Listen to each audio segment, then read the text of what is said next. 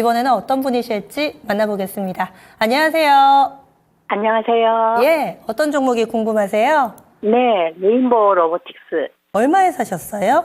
네, 18만 6천 원에 80%좀 많이 갖고 있습니다. 아이고, 80%요. 네네. 한 번에 다 사신 건 아니시죠? 네, 한번 좀 장기로 갖고 있다가 수익 좀 보고 나왔다가 예. 다시 또 이제 들어갔는데 조금 내려갔네요. 아, 그러셨군요. 예전에도 매매를 하셨고, 사실 2023년에 이 종목만큼 핫한 게 없었는데, 그쵸? 네네. 그때는 너무 좋았었는데, 지금 시점에서는 어떤 점이 좀 궁금하세요? 지금은 저는 좀 장기로 가져가는 스타일이라서 좀 장기로 좀 보고 가도 괜찮을까 하고 좀 여쭤봤습니다. 그래서 비중이 높으신데도 손실 구간이신데도 목소리가 차분하신 것 같아요. 장기 네. 투자하시는 분들의 성향이 또 이렇게 평정심을 잘 유지를 해주시던데 장기 네. 투자 가능한지 알아볼게요. 잠시만요. 네, 감사합니다. 예. 로봇주들이 꽤 오래 쉬고 있습니다. 작년에 화려했는데 올해 레인보우 로보틱스도 적어도 6개월 이상은 좀 쉬고 있는 모습인데요. 그렇다고 또 추세가 꺾인 것 같지도 않고 장기 투자 가능할지 로봇주들 전체적으로도 아마 이 레인보우 로보틱스 많이 보고 계실 거예요. 뉴스 꾸준히 나오고는 있는데 이 종목 장기 투자 어떻게 보세요? 로봇 섹터를 장기 투자를 한다고 하시면 말려드려야 되거든요. 근데 하필이면 종목이 이 로봇 섹터 대장이기 때문에 말려드리긴 어려울 것 같습니다. 근데 저는 딱 이 레인보우 로보틱스의 성장성, 그다음 레인보우 로보틱스 뒷배 요거를 제외하면 저는 굳이 장기로 갈 필요가 있나라고 판단되고 있고요. 차라리 내가 비중을 크게 가져갈 거면 뭐 삼성전자나 SK하이닉스나 조금 배당을 주는 완성차나 금융 쪽이 낫지, 성장 섹터는 그냥 리스크 관리 차원입니다. 이건 레인보우 로보틱스를 무시하는 게 아니고 포트폴리오 관리 차원에서 성장 섹터는 저는 종목당 비중 10%를 넘기지 않는 것을 권해드려요. 레인보우 로보틱스에 대해서 긍정적인 면은 뭐 이제 삼성전자가 뒤에 있다. 그다음에 뭐 휴먼형 로봇에 대해서는 독보적인 기술을 갖고 있다라는 건데, 저는 보통 이제 서두에서 말씀드렸다시피 주식과 결혼하지 않는다라고 말씀드렸잖아요. 어떤 증권에서 나오는 리포트랑 내가 생각하는 뷰를 틀린 적이 있으면 저는 가점을 뺍니다. 그럼 보면은 레인보우 로보틱스가 두산 로보틱스 상장할 때 리포트가 나왔었어요.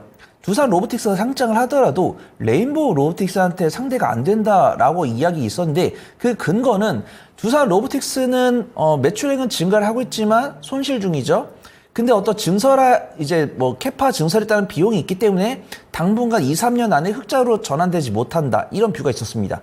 근데 레인보우 로보틱스는 이미 2023년 상반기에 흑자였기 때문에 흑자 기조를 유지할 거다라고 했기 때문에 상대가 안 된다라고 했었는데, 정말 보기 좋게 2023년 2분기에 적자가 나와버렸습니다. 그 다음에 2023년 4분기에도 적자가 나왔는데 적자 폭이 꽤 커요. 근데 보니까 좀 뭐 공장 증설이나 투자 뉴스가 있었습니다. 그래서 뉴스를 찾아보니까 이화공영이 건설 기업이죠. 그래서 이화공영한테 이제 로봇을 제작하는 이제 사옥을 계약을 했기 때문에 그 비용 처리가 일부 된 것 같다, 그렇게 판단됩니다.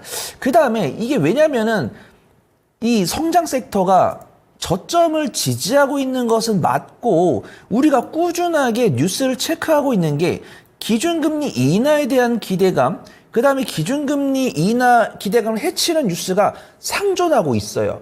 이 기대감을 해치는 뉴스가 아예 없으면 제가 시청자분께 믿고 장기 투자하십시오 라고 말씀을 드리겠지만, 정말 갑자기 미국의 푸틴 대통령 이제 5년 임기 시작했죠. 그러다 갑자기 우크라이나 막 싸우고, 오늘도 물론 이제 우리가 이 홍해 쪽이 아니고 브라질 쪽이었지만 브라질이 갑자기 그 몇십만 명이 다치니까 시장이 갑자기 밀려났고, 가장 큰 리스크는 미국 대선입니다. 미국 대선에서 바이든 대통령과 트럼프 대통령이 누가 당선될 거고 누가 당선돼서 정책이 어떻게 나올까, 이거를 알면 제가 장기 투자하셔도 된다고 말씀드릴게요. 근데 그걸 모르는 이상은 장기 투자는 권해드리지 않는데, 뭐 우리 시청자분께서 하시겠다고 하시면은 말려드리지 않겠지만 혹시라도 이 박스권을 이탈하고, 그러니까 굉장히 성장성을 갖추고 있는데 실적이 잘 안 나오고 있는데 추세가 굉장히 단단하기 때문에 제가 뭐라고 말씀 못 드려요. 근데 이런 리스크가 있으니까 그 부분만 체크를 해보시면 좋을 것 같습니다. 제 손절가는 16만 2천 원 잡아드리고요. 1차 목표가는 19만 3천 원, 2차 목표가는 20만 7천 원, 3차 목표가는 22만 5천 원 잡고서 안정적인 매매 하시기를 권해드리도록 하겠습니다. 단순히 생각했을 때 어떤 정권이 들어와도 로봇은 발전을 할 것이고 등장을 할 것이고 로봇 산업이 된다 했을 때 대장을 사자. 그래서 레인보우 로보틱스 아마도 우리 시청자님의 이 의식의 흐름이 이렇게 갔을 것 같거든요.